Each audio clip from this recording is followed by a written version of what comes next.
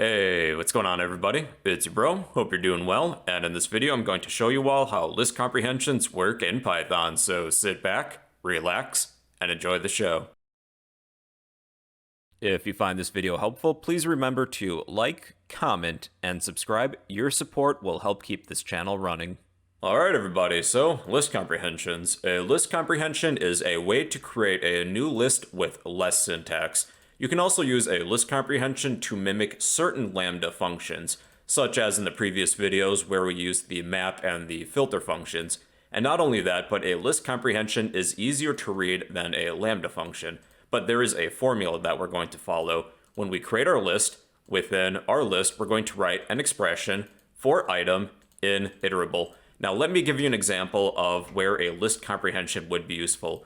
Let's take this program that will create a list of all the numbers 1 through 10 squared. So if I were to print this, we'll get the numbers 1 through 10, whatever their square is, right? So we have 1 through 10, and the square of 10 is 100. So we wrote this program in 3 lines of code. We're creating an empty list, we're creating a for loop, and then we're writing an expression for what we want each loop iteration to do. Now let's write the same program but used a list comprehension, and we can write the same program with less syntax. So I would write something like this, and we're going to follow this formula. So our list is going to be named squares equals, then within a set of straight brackets, we're going to write our expression, which is this portion, I times I, for item, so that would be for I, in our iterable, that would be range 1 through 11. Because remember, 11's exclusive. And then let's print our squares. Print squares.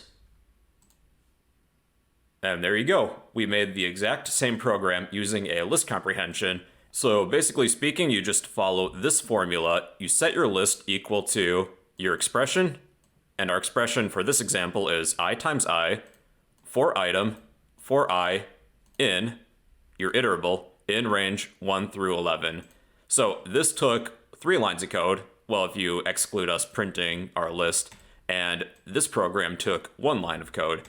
Now we can also use a list comprehension to mimic certain lambda functions. I wrote a program where we will be filtering a list of student grades.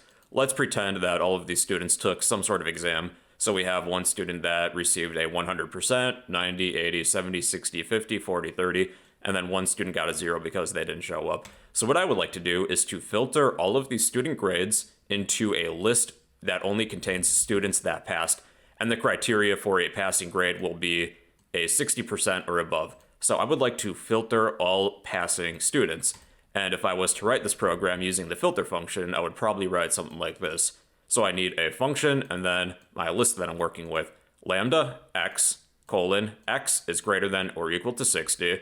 We'll filter all of the results and then convert it to a list named past students. So the result will look something like this. I have 5 student grades in here with 100%, 90, 80, 70, and 60. Now let's write the same program using a list comprehension. Now there's just one portion to this formula for our list comprehension that we're going to add. At the end, we're going to add if conditional. We can check some sort of condition after each iteration. So let's write the same program using a list comprehension following this new updated formula that we have. So we need our list, which will be named past students equals, first comes our expression, and it's just I for this example, for item I in our iterable of students, and then if we can check our conditional, if I is greater than or equal to 60. And this will have the same effect as our previous program, but instead it uses a list comprehension. Now, if your program has multiple output, if you need an else statement within your conditional, you're actually going to move this portion of the if conditional within our formula to right after the expression.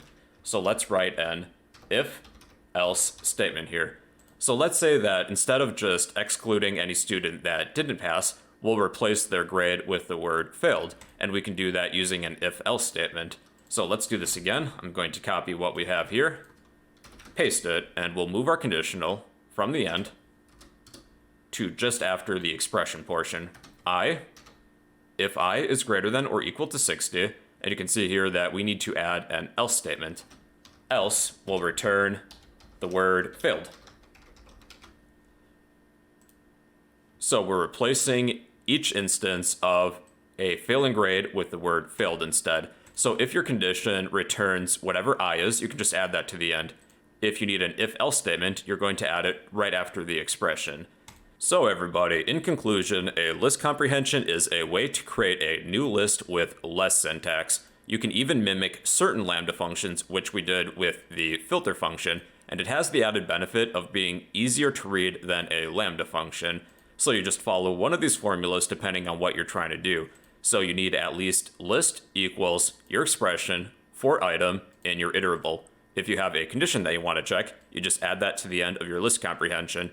If you have an if-else statement, then you'll add that to right after the expression. So you just follow one of these formulas depending on how you want to write your program. So that is a list comprehension. If you would like a copy of this code, I will post all of this to the comments section down below. And well, yeah, that's how list comprehensions work in Python.